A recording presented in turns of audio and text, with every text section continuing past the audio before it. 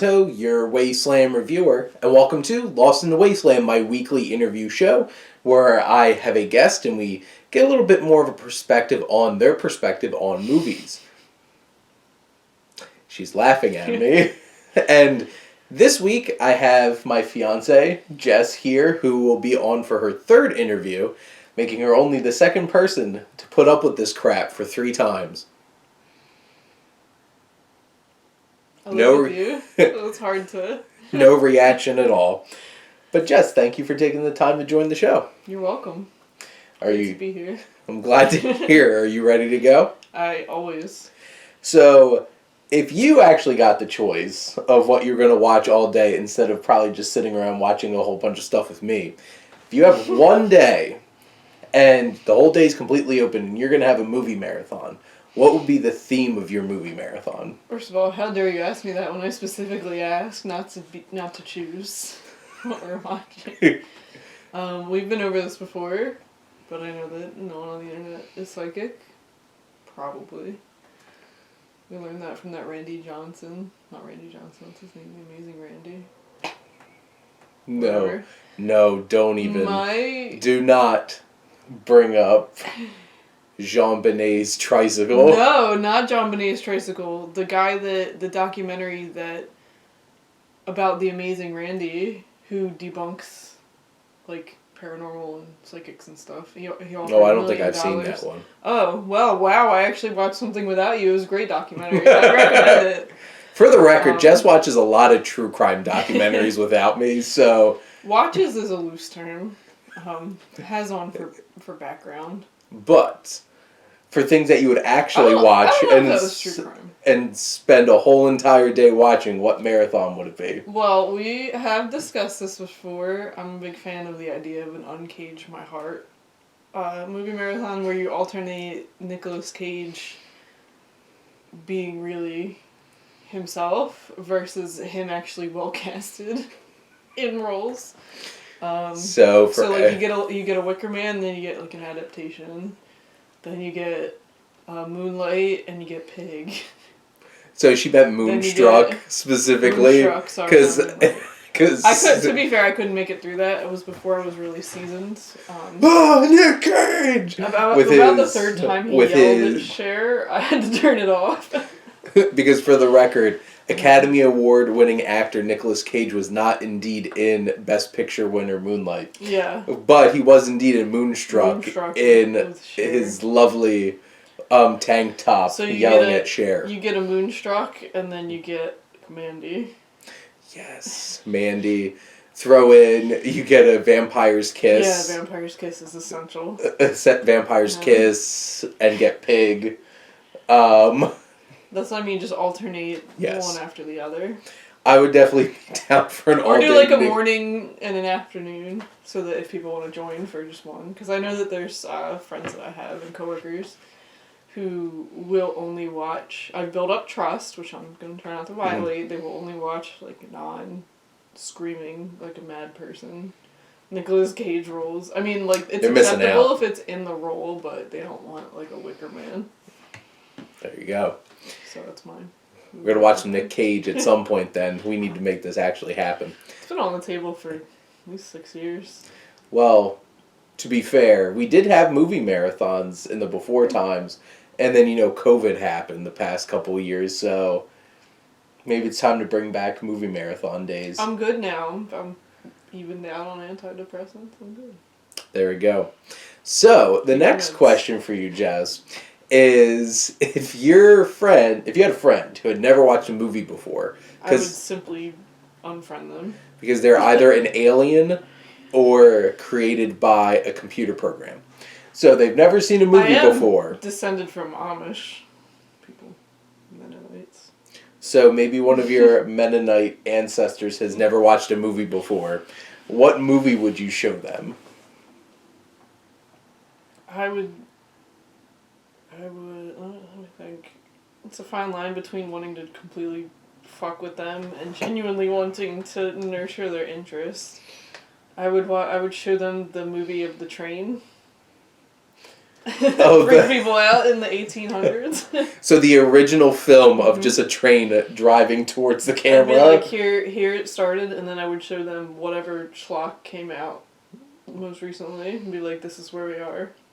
Make a decision. So in the context of this weekend, Jess is going to show them the original train film and then Uncharted. Yeah. I think that would, if they'd never seen a movie before and they saw flying ships and shit, they'd probably... If they had never seen a film before, they'd probably think Uncharted's like the most amazing thing they've ever seen. Yeah, that's what I mean. So you could show them literally anything. And they would say Mark Wahlberg's the greatest actor of all time. I mean, I don't want to turn them off from movies, I assume. You don't want to, send them to, all... You show them the extended edition with, 40 minutes of, absolute, just grotesque... I don't want to show them Eraserhead. They'll never watch... I don't even want to show me Eraserhead, let's be honest. I have enough psychological trauma. I'm good. I'm okay with never watching Eraserhead again. Unless all of my lovely viewers vote David Lynch as next director on my tournament. Bring it. Now, if you could pick one film to get a sequel, what would that film be? I'd really love to see the Dracula musical from Forgetting Sarah Marshall. I guess you get a loose definition of sequel. So, okay, I'll take it. Because I also want to see it. Because I've been saying for years, when the hell are we getting Dracula the musical? Yeah, Avenue Q. I still want Dracula the musical. That's what I'm saying. We've established that puppets are funny. So basically the movie is just... Now, him and Mila Kunis are married. It's one night, they go to the theater, and she watches him perform the whole entire thing from start to finish. So that means we get to watch the whole entire thing from start to finish. She already watched it, though, didn't you? Because it's the end of Forgetting Sarah Marshall. She sat through it. But she said... They're married. She'd sit through it again. Okay. She's already seen it. But we haven't. Okay. So we want to see it. Haven't, that's true.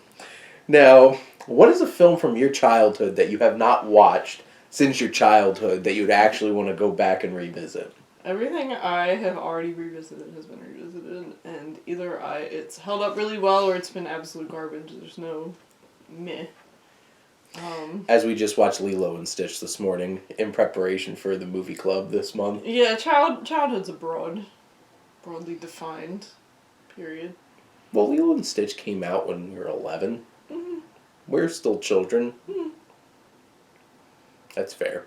Yeah, Jess doesn't really want to revisit any of those particular films that she hasn't already, so... Yeah, and, stuff just doesn't age well, especially if it's child-related. I guess I did revisit Jurassic Park, which maybe one of your questions is what film you watched too early, so that's also my answer. I'm glad that I revisited Jurassic Park. I was 21 when I rewatched it. There we go. Re-released Skipped a question, but yes, we got to the question of what movie did you watch too young? I couldn't have been 21. What year did that come out? 93. 22 when I rewatched it. Because it was the 20th anniversary. I will say seeing it in theaters the first time was cool. Yeah, Jurassic Park's probably not the best film to show, a 3-year-old. You're assuming someone showed it to me, and I didn't just see it at the babysitter's. That is very fair. So, watching Jurassic Park when you're 3 years old is probably not the best idea. I wouldn't recommend it. 0 out of 10.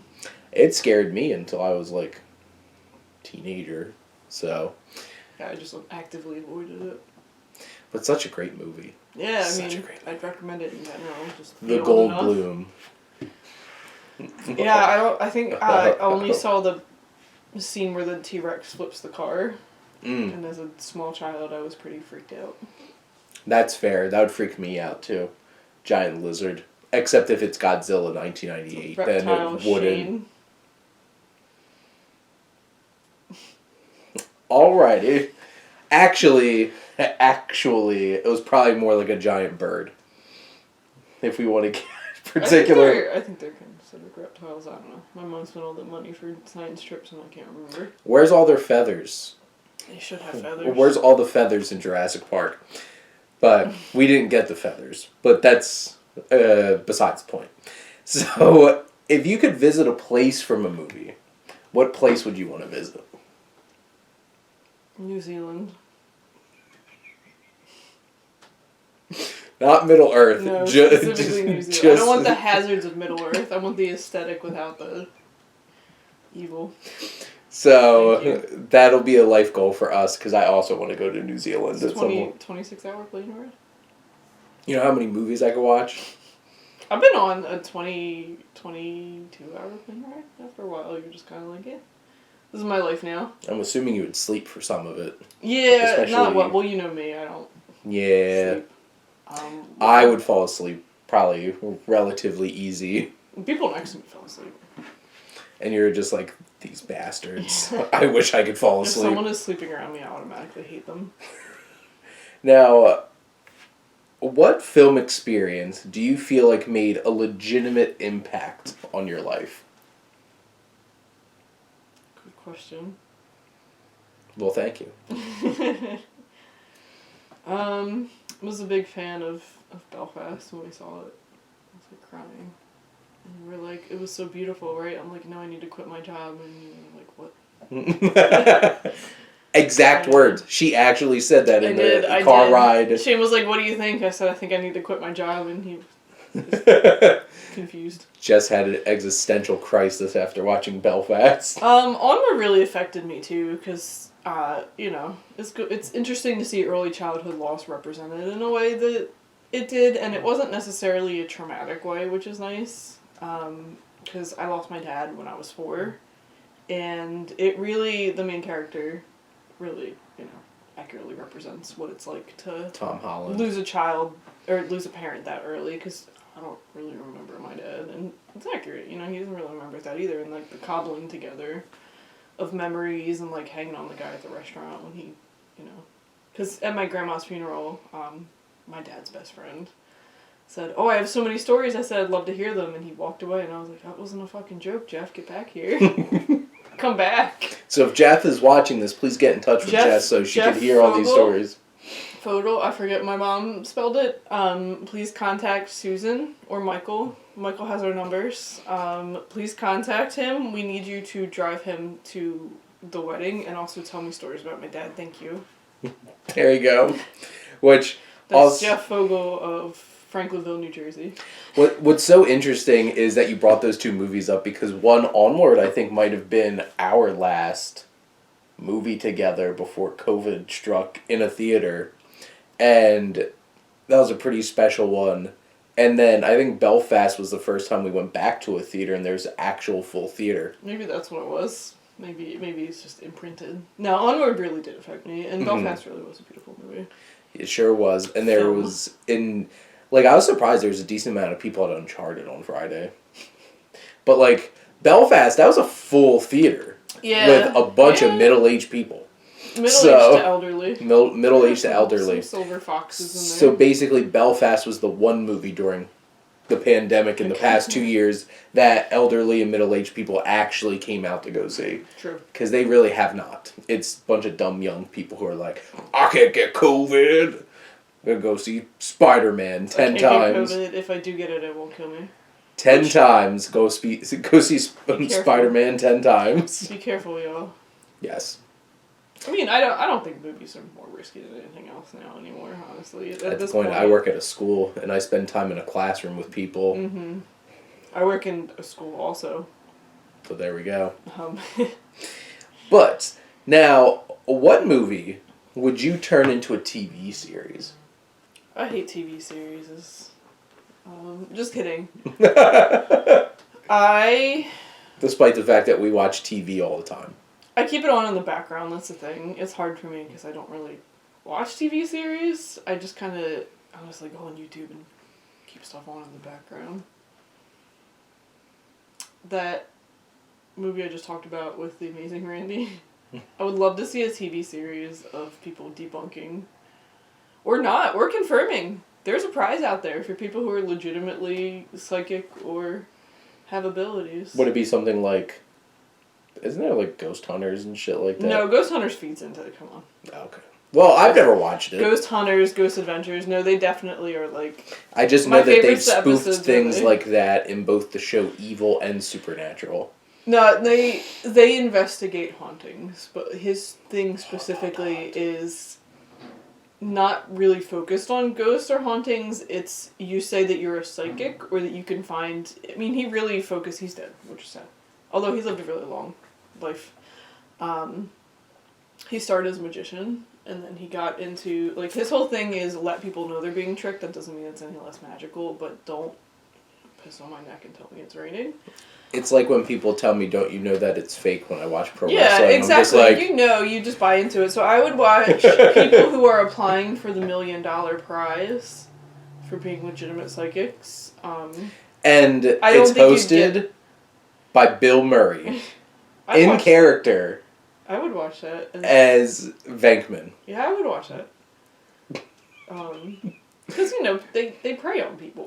I start to feel sorry for them, and I remember that fucking lady that said that, I forget what case it was, where she basically told the lady's parents that she was still alive somewhere, and she had been murdered 2 days after. Yeah, fuck that lady. Don't do that. Don't be that person. That lady. A stranger, somewhere in the world will be disappointed in you. Now, Jess, in that cold, cold heart of yours... What is your favorite movie romance? My favorite movie romance? That's a good question. I'm a big fan of... It's kind of weird. I like the 5-year engagement. I thought it was realistic. I mean, they had realistic stressors. I'm not a romantic person, generally speaking. If we ever move to the North Midwest... I'm going to turn into a lumberjack just like Jason Segel. It's Michigan, isn't it? Yeah, that's the North Midwest. Oh, I know it is. I'm just remembering. I don't recall. Because it's Ann Arbor, I think she goes to. Oh, okay. That makes sense. I couldn't remember what state it was. For some reason, I thought it was Minnesota. But I guess it was Michigan. Yeah. They're neighbors. Ann Arbor. They are neighbors. I feel like the same thing as people like saying, it's like, oh, you're from New York. And like, I'm from New Jersey. You're from Philly. No, I'm from New Jersey. To be fair, it's usually the other way. I hear people from New Jersey saying they're from the Philly area. That's because they're self-hating Jerseyans. I did that one time because it was easier than explaining South Jersey. I said I grew up... I'm sorry. I've atoned. I grew up 10 minutes from Philadelphia across the river. It's easy to just say we're across the river. And then I tell people I grew up like 5 minutes from Camden and they give me weird looks. But anyway, I enjoy the 5-year engagement a lot. And it's from the same creators, Forgetting Sarah Marshall. Mm-hmm. Except the thing is, I feel like Forgetting Sarah Marshall, I don't really care that much about him and Mila Kunis. No, you're just there for the ride. We're there for Peter. That's why we're there. Yeah. That's 100% why we're there. But I like the 5-year engagement, Yep. Life is messy and shit gets pushed back. Him and Emily Blunt are great. Mm-hmm. And Alison Brie has a weird relatable. British accent. It's fine. And then Chris Pratt's in it. Yeah, well... Before he was in everything. Before we were tired of him. He decided he's the worst Chris. I will take any opportunity to be pissed off about him being Mario. But I'm going to take it. But 5-year engagement is a fun movie. It's somewhere down there. Somewhere down there with the F's. Now, Jess, my last question for you. Okay. So I'm very excited about this question because I can't wait to hear everybody's thoughts about this when I have them on. So theoretically, you're going to teach a film class. What's your curriculum going to look like? What kinds of films are you going to show? What's going to be like the overall focus of this class? I would simply copy Dr. Solar. Which I think he had... It's like a film? It's like a film. He had us nominate and then vote on. And then he gave... I think he did 2 that he picked to give it some structure. Okay. Was Fight Club one of them? Oh, God. No, Red Dragon was. Mm-hmm. The ones I remember were the people chose. They were pretty 3 out of 5 me. Red Dragon. The Machinist. Because I think people took the whole psych and film thing and they were like, I'm going to pick some fucked up psych I'm going to pick the most effed up people I can think of. Fight Club was not one, which I was... It was on Orange. No, that wasn't on there either. It was on the list. He picked The Big Chill. Solid film. I did like The Big Chill. Group Dynamics. We did watch it in Group Dynamics also. I've seen it a lot, which is fine. It's a good movie. It's a good film. Nice.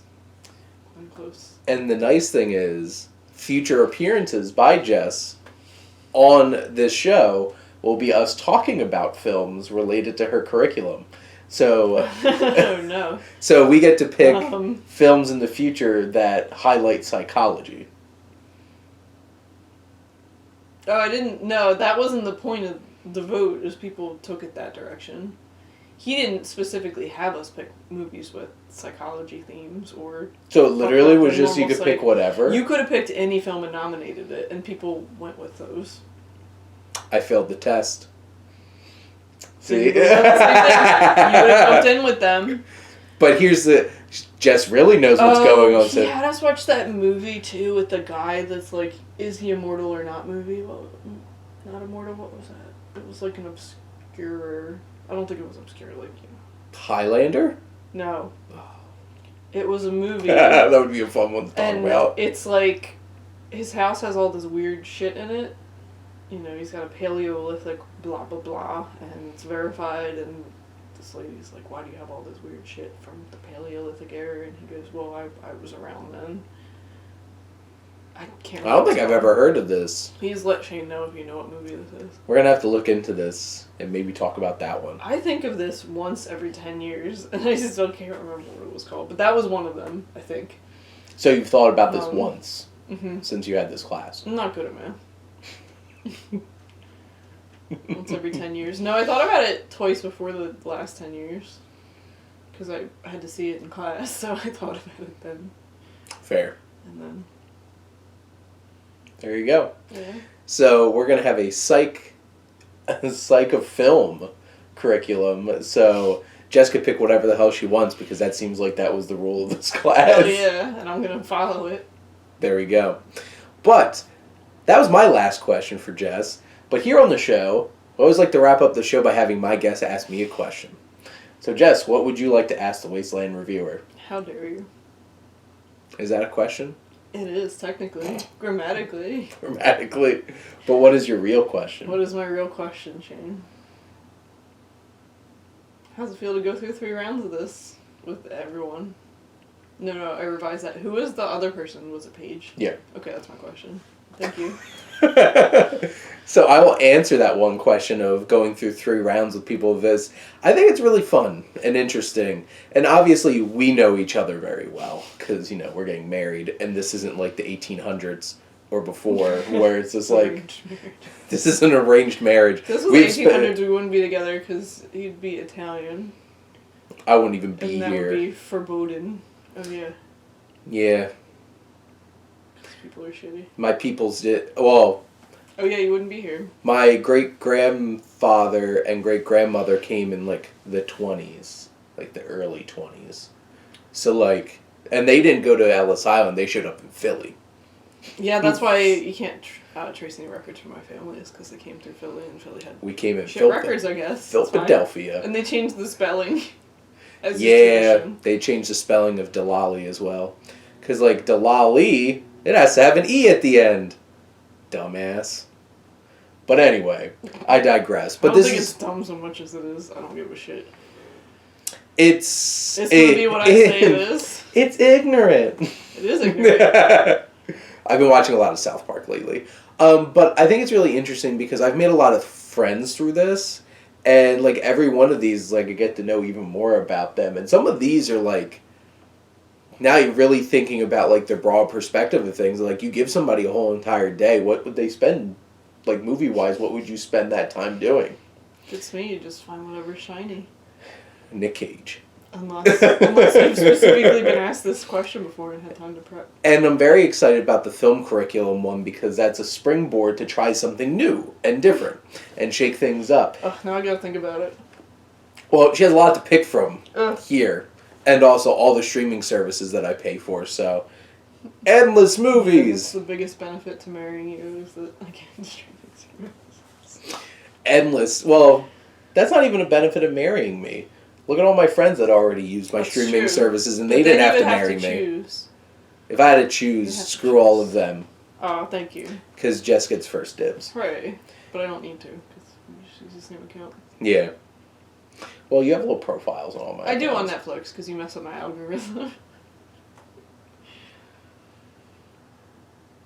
It's okay.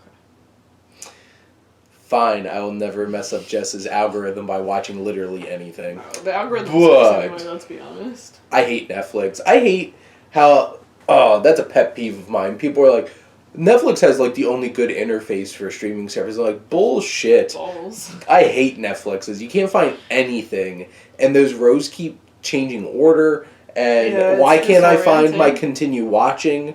And why do things that I obviously finished, like, 6 months ago still pop up on continue watching? If you look at, somebody online has an index of the different categories that you can't see, the hidden categories. But you have to be on your computer. You can't do that on your shouldn't app. have to do that. Oh, I'm not disagreeing. People shouldn't have to do that. I'm just saying. Now I'm going to get off of my high horse and wrap this up. But Jess, thank you so much for coming on again. You're welcome. And you should totally check out Jess's account on Instagram where you can check out all of her lovely crafts that she's doing. Oh, that I don't update. I haven't updated. There's some stuff there. You want me to say it? Is it Yes. queuing? It's quilts and carbs. Credit to Isaiah. There you go. Crafts and carbs. That's my private one. Don't follow me. I will say no. Unless I know you. There you go. But thank all of you out there for always tuning in and supporting your Wasteland Reviewer.